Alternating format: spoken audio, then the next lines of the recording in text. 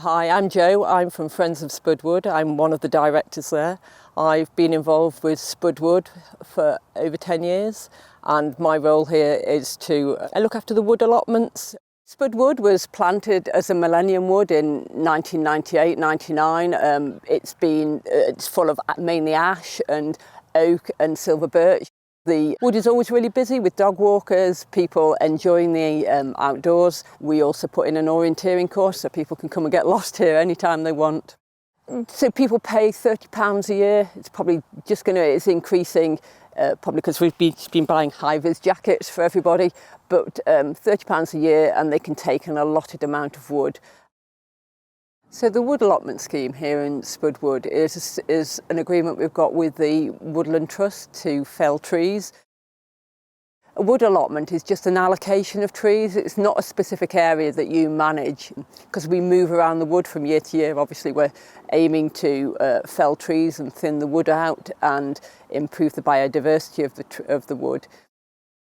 So what motivated me to join this scheme was initially we get to take away some of the spare wood from that we've processed, but actually it's also about working as part of a team, working in nature, working outdoors, and I'm also involved in the Scouts, so we use this space with Scouts for wide games and building shelters, so it helps the overall community as well. Having to process the wood and take the wood away is it's hard work, so you get a body workout as well, so overall it's a fantastic exercise for mind and body. So we've got a selection of the tools that we use in Spud Wood. We've got some bow saws here and a flat saw. We only use hand tools when we're doing the work in the wood allotments, apart from we've got a chainsawer who obviously has his own chainsaws. Also use loppers because we've got to tidy up the brash. Obviously, when we fell a tree, the wood allotment here can take everything they've felled, but often we find that we leave quite a lot of brash that we put into brash piles, so loppers are ideal for that.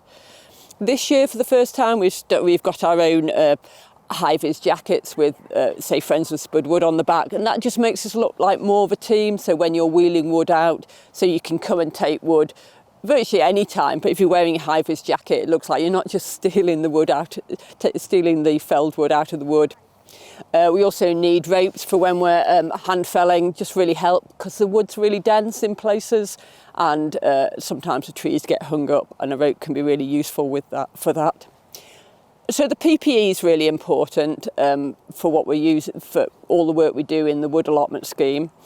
Hard hat because obviously we're felling trees, vital, but also because we've got a lot of ash dieback, there's a lot of dead wood in the canopy, so we have to be really careful. There aren't bits of wood falling on our head, so we're wearing hard hats all the time.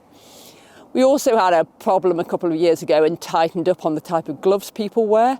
So we now have to wear cut-resistant gloves all the time when we're using our tools.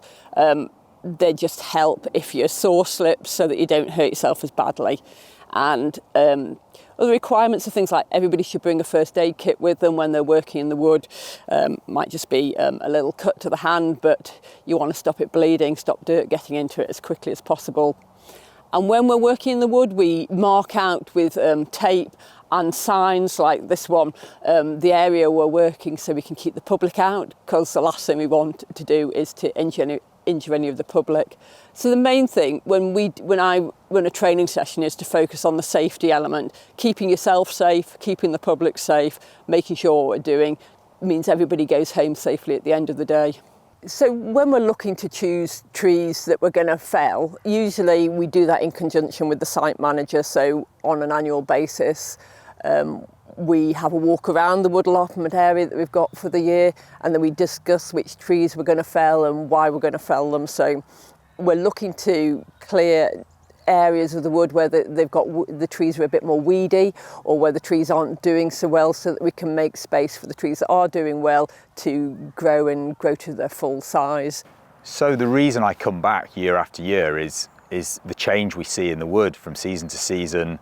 The thinning and removing the diseased trees opens up the areas, allows new wildlife and trees to grow, and undergrowth, wild garlic. We see badgers move into the area, and it's forever changing, and so it's lovely to see that year on year. So my hopes for the Wood Allotment Group for the future is that we continue doing what we're doing, working with the Woodland Trust and keeping the Wood Allotment Group going, continuing to work in the wood and to move around it so that we can see the benefit that we're having everywhere. You can see behind me that there's some where we've planted new trees and where we've changed the way the wood looks.